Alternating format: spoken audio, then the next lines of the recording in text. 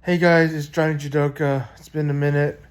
I was in the hospital again for 9 days about a couple weeks ago, and I got out, and I've been noticing that my mood is still depressed every now and then. I've noticed that I have a lot of trouble with motivation. I have an appointment with my doctor tomorrow, so hopefully I can get on some kind of medication or adjustment to help with my depression. But one of the things I wanted to talk about was uh, this idea that jujitsu is therapeutic for people. So I would generally say that for most people, it's therapeutic.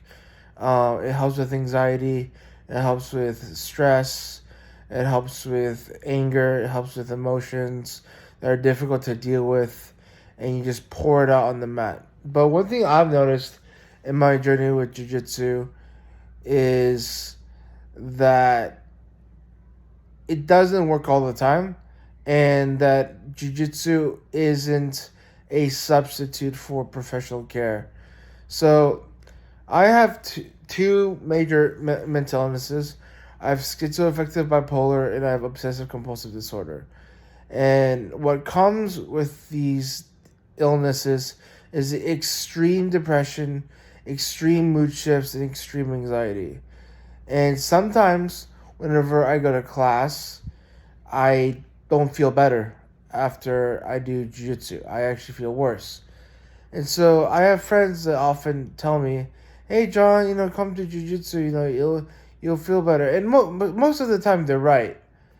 But one thing I've noticed is that as I'm getting better at jujitsu, as I'm trying to focus on my health, I have to be careful on when I do jujitsu because it's not a substitute for medicine or therapy. This is not to say that it isn't therapeutic or can't be therapeutic, but sometimes I feel guilty for not showing up to jujitsu because I feel like I'm letting people down, I'm letting myself down, I'm disappointing my coach, my professor, I'm letting down my teammates. This has happened whenever I've tried to get ready for competitions, get ready for um, training, and I feel bad because I don't want to miss training. I don't want to miss helping my teammates. I don't want to miss competitions, but because of how severe my illnesses are, I can't really do anything. So even just trying to be consistent with um, content, I've had a lot of trouble with it because I have a lot of issues with the motivation.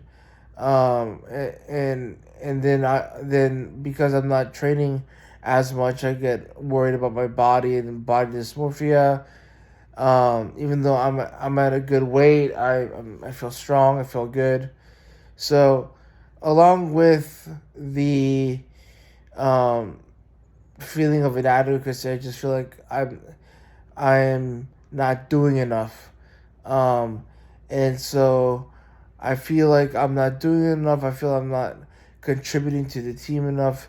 So all these thoughts and intrusive, negative thoughts come in, and something I'm trying to realize is that it's okay to take a day off. It's okay to stop in the middle of class if I need to. I know that I have to get a medication adjustment because I know that I'm not feeling 100%.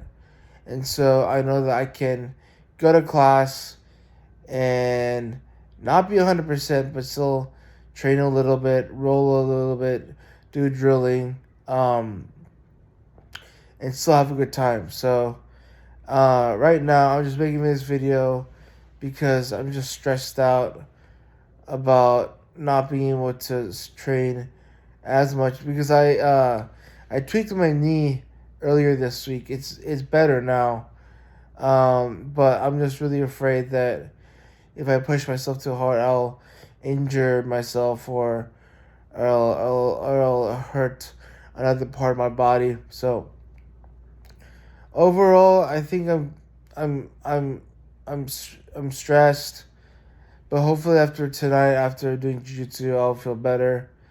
I don't want to get to the point where I'm only using jiu-jitsu as my only way of coping. I think I need to have other ways of coping with my mental illness, not just jiu-jitsu, even though it is a good coping skill.